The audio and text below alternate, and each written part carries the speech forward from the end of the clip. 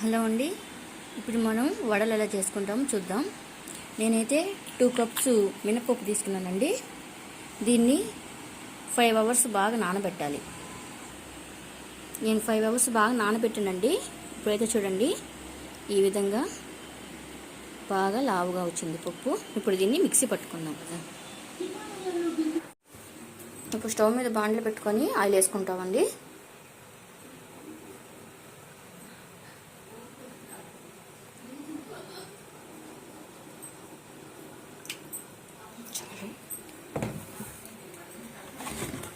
Okay అండి, oil బాగా heat అయిపోయింది. ఇప్పుడు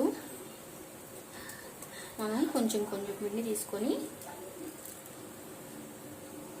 ఇట్లాగా పెట్టుకొని వడలు వేసుకుందాం.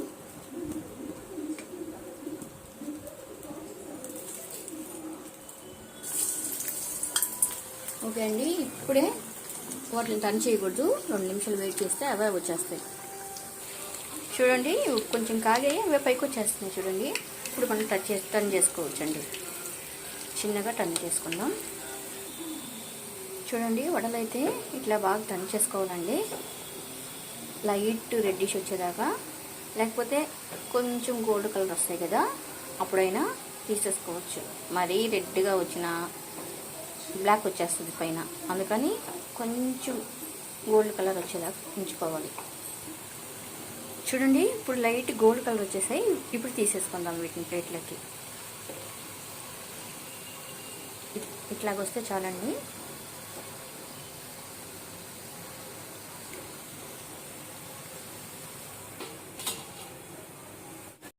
ఈ విధంగా అన్ని వడలు వేసుకుందామండి. అన్నీ వేసుకున్నాక చూపిస్తాను ఎలా ఉంటాయో.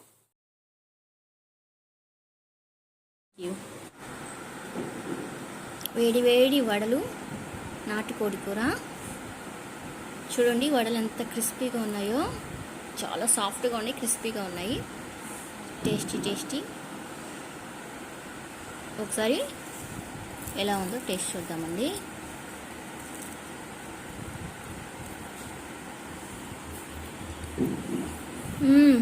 సూపర్. మీరు ట్రై చేయండి ఒకసారి ఫ్రెండ్స్. Thank you.